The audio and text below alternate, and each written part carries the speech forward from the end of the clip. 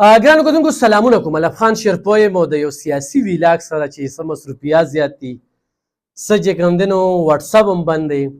څه کال چې کوم دی نو دومره مسلسل را روان دي، نو به د دنیا دغه غم خادی نه یو سیټ ته کړو. خو بهرحال بیا خپل طرف ته رالو، هغه موبایل هم ورپسې بالکل بند کړ. سیاسي ویلاګ چې دې وخت کې په ملک کې په دوو پراجیکټو باندې کار روان دی. یو د صوبایي حکومت لخوا د جلسو پراجیکټ چې په کامیابۍ سره روان دی، او دویم د وفاقي حکومت لخوا د ترمیمونو او د دمکو دړاکو پراجیکټ روان دی. نور قام چې کوم دی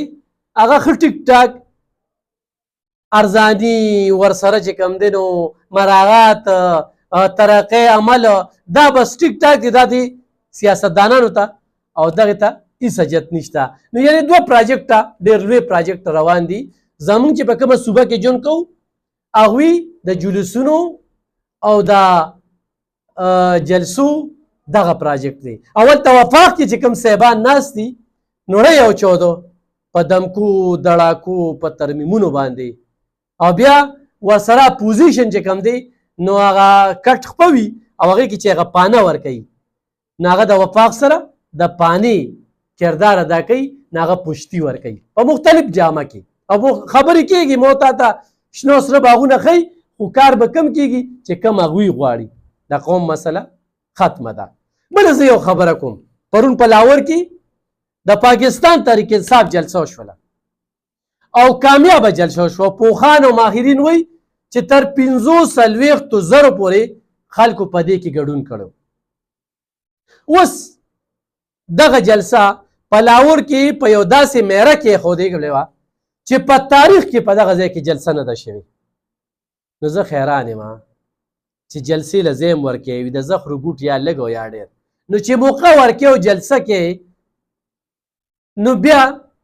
ولې دومره لرې ځای د لاهور نه ولې لېږي؟ د سوچ خبره ده، لکه تاسو کول څه غواړئ. نو دغه جلسه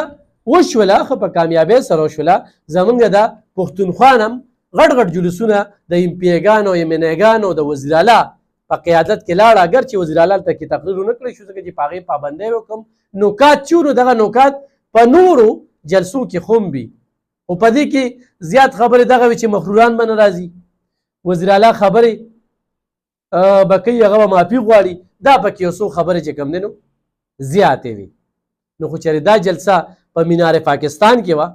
نو 45,000 نه چې بیا به 90,000 خلک وو، بیا به په ډبل وه، خو دا جلسه ډېره سایټ ته وه. اوس دغه د جلسو دا پراجیکټونه دې نه پس په کراچۍ کې کېږي. زما د وفاقي حکومت ته دا خواست دی او ادارو ته هم دا خواست دی او عدلیې ته هم دا خواست دی چې خدا را د دې خبرو نه بس روزې جلسې کېږي، لارې ورته کولو کې، زړونه ورته کولو کې.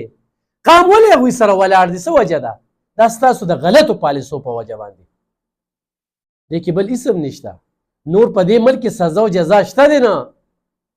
خو سزا او جزا شروع شوه نو دې عدالتونو ته چې دا کم خلک دا کیسونه وړي او کلونو کلونو په دې باندې دا زموږ د ټکسونو پیسې لګي او انجام ته نه رسي، نو لومبې خو دغه خلک چې دا کیسونه جوړوي دا پانسي کول دي،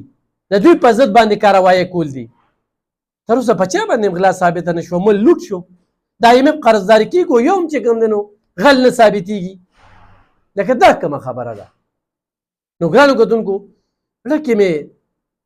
دا خبرې راللې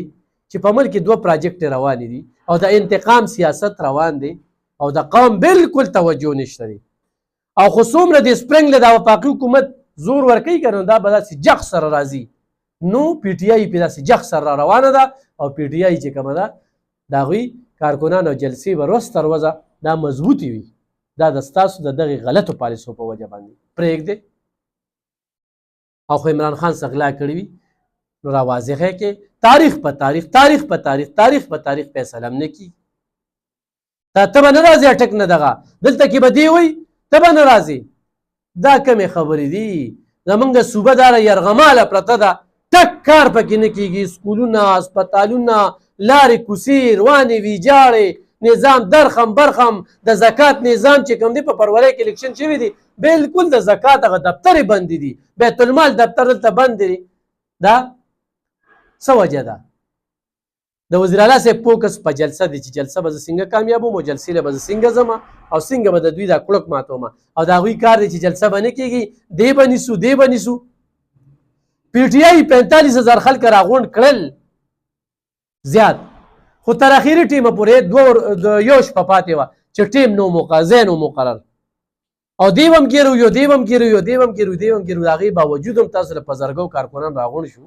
نو بس دی پېښ یې که نه د ملک ته توجه کې دی قام ته توجه کې دی قام له ترقي ورکړئ دې نه مټۍ جوړه کړې سټی پکې کوئ وختي کارونه کوئ عملي کارونه وکړئ چې تاسو مړی او تاریخ لیکلی کېږي تاریخ کې نن د ذوالفقار علي بټو یو خبره لیکلی کېږي چې کله پانسۍ حکم پې ورلی کېږي نو ضیاءالحق ولا استازی روړي چې ته معافي وغواړه هغه بیا معافي ونه غوښته دغه شانتې لیډران هغه تاریخ لیکلی کېږي مل نه نور هم ډېر څه کړي دي خو بنګلادیش موږ له لاړو نه بنګلادیش د موږ نه ډېر په لرې په دغه باندې پروت په لرې علاقه باندې موږ به په هوا کې راتلو دا یو تقسیم شو خو دې من له داسې ترقیاتي کارونو کې چې قام ته پیدا وي دلته کې چې کومې پراجیکټ جوړیږي نو دا هغه پراجیکټ هم دغه سیاسي خاندانونو ته پیدا دي قام ته پیدا نشته په قام باندې ورځ تر بلې ټیکسونه لګي لوډ شیډنګ روان دي غونډه ټیکس را روان دي موږ ته څه پیدا هېڅ پیدا نشته دی هغه تاسو وایي چې جلسه به نه کېږي او جلسه به کېږي او دی به ګرفتارو نن ګرفتار او سبا را خلاص نن وران ګرفتاري ټوله ورځ دا خبرې دي په سوشل میډیا او په واتساپ ګروپونو کې چېرته ترقی عمل نه کېږي نو زما وفاقي حکومت ته دا خواست دی چې دا خپلې پالیسۍ هم نورې ټیک کړي او د انتقام د سیاست نه وړی ډېره مننه